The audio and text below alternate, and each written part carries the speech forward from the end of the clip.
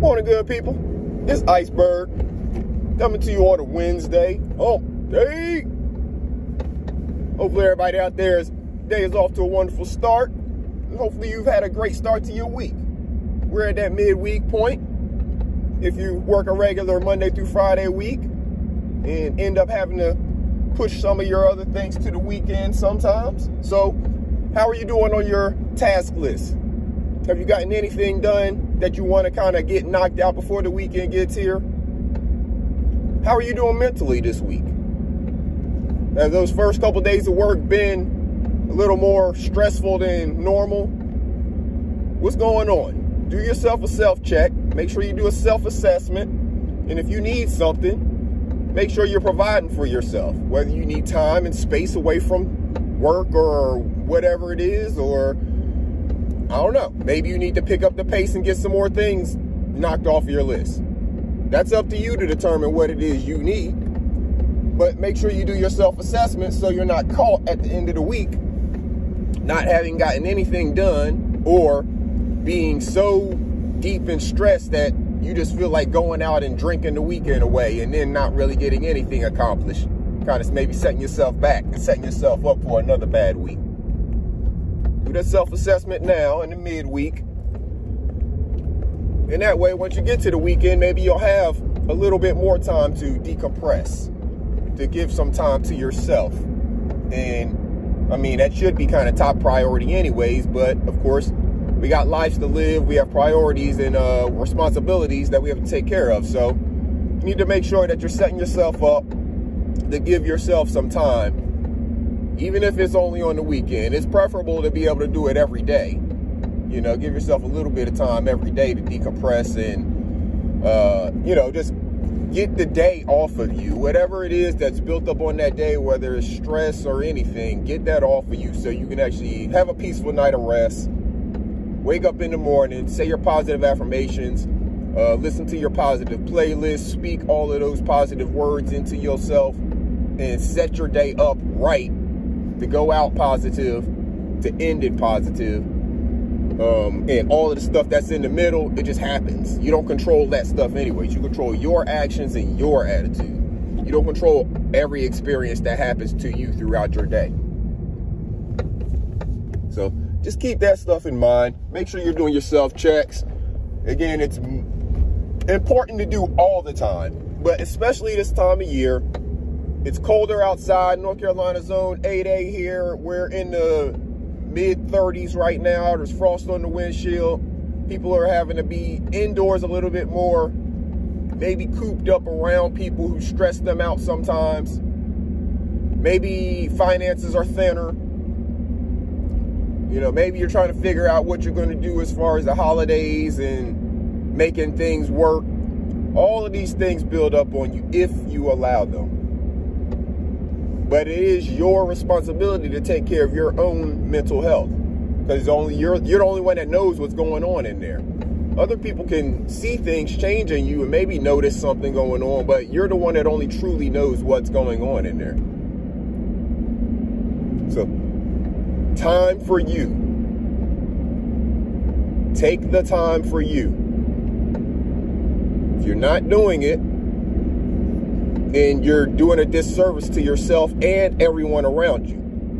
Because without you here and operating at your peak, you know, performance, whatever that is for you, that means you're not being able to give, you know, the best of you in the places where you're giving some of yourself, whether it's work, family, you know, things with your kids, whatever the case may be. So, time for you. That's got to be your motto for the rest of 2023. We only got a few weeks left in 2023. And all of 2024. Time for you. Time for me, you can say, if you want to word it that way. Since you're talking to yourself, time for me. But you can say time for you. That's got to be your motto. Because you got to take the time for you to be able to work on you, to be able to do the self-checkups, the self-assessments. You can't do any of that stuff if you're not even taking any time for yourself.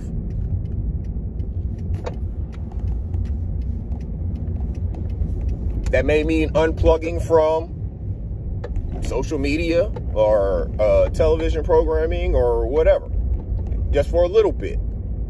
Again, it only takes so much time. Now, how much time you dedicate to working on yourself is up to you. The more you dedicate to it, the more you grow at a faster pace, of course.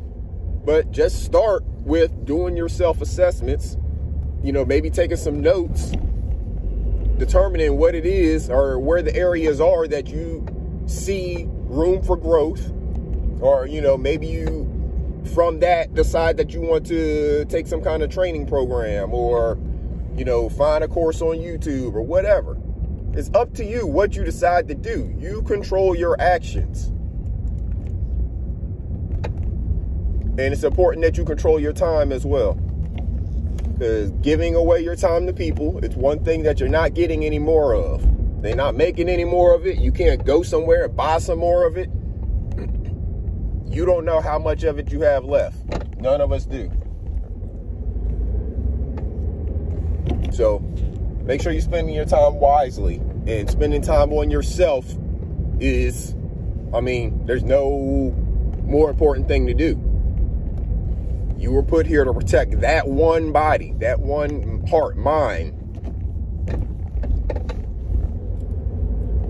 Gain some responsibilities through children, but then they have to protect their own bodies, hearts, and minds. Even as children, they have to do it. And that's why it's important to teach them now as children these same things. They can be saying time for you or time for me as well. Now, children get plenty of time for themselves, but are they doing any of the things necessary to decompress from some of the stuff that they're experiencing, especially once they get to the age where they're socializing with other children? Because kids can be mean sometimes. We all know this. So once they get to an age where they're socializing with other children, be it school or a little bit earlier, of course, make sure that they are using some of these same techniques and stuff that you're using, as far as how you deal with your mental health and how you decompress and process things and all of that. They need to do this same stuff. They have a brain. Their brain works the same way as ours. We were children once. And I'm sure if you think back during some of your self-reflection, if you think back through some of your childhood experiences and thinking about what you know now about mental health and how to protect your mental health and how to process things, if you would have known that then, think about how more developed and advanced your mind could be. They said we only use 10% of our brain. Well, I believe that's because we box ourselves into only using that percentage of our brain. We could use more of our brain, but instead we're putting everybody through the same cycle. We're sending children through the same education programs, and they're not coming out any smarter than we were when we went through the program. Why is that? Why haven't the programs advanced? Why, whenever our parents went through school, the education didn't advance to a place where when we came out of high school, we had so much more education than our parents had. We should have the college level education that our parents have coming out of high school, just as our children should have the college level education we had coming out of high school. Why do we send teachers to college to come back and learn how to teach lower level stuff? Like, why do you have to go to college to become a high school teacher? To come back and teach lower level learning. You learned higher level stuff. Why aren't you teaching a little bit higher level stuff? Why aren't people who are the biologists and the chemists and stuff like that the ones teaching the actual classes? Rather than somebody who has learned it from a book to regurgitate the same information to generations of people. I'm not trying to take the jobs away from teachers. They're still necessary. The teachers that we have now are still necessary in all different types of ways. But what I'm trying to say is we are doing a disservice to the next generation by teaching them the same stuff that we learned. The same way a disservice was done to us by us learning the same stuff that our parents learned, not learning a little bit more advanced stuff. We learned the same curriculum of elementary, middle, and high school stuff that our parents learned, as opposed to that curriculum being advanced to learn the higher level stuff that they need, or learn the stuff that we know that they need. We all know and agree that the children today don't need a lot of that stuff that they're learning in school. They need to learn trades. They need to learn entrepreneurship. They need to learn finances and budgeting. And they need to learn about the actual way that the government works. They need to learn all of that stuff in depth. Not a lot of the literature and all of that other stuff that's being pushed on them.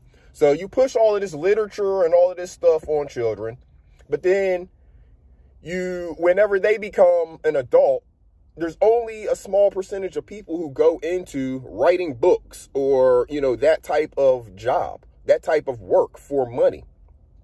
So the things that are being pushed on people are not the things that they are needing to learn to be able to go out here and be successful in the world.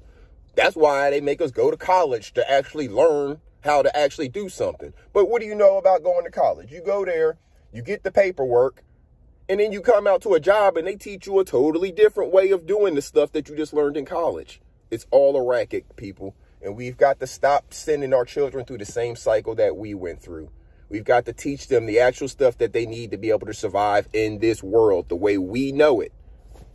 And it's not by sitting in a daycare center for 6 to 8 hours a day listening to people regurgitate the same information. They can read those books and learn that information on their own. Homeschooling teaches that stuff.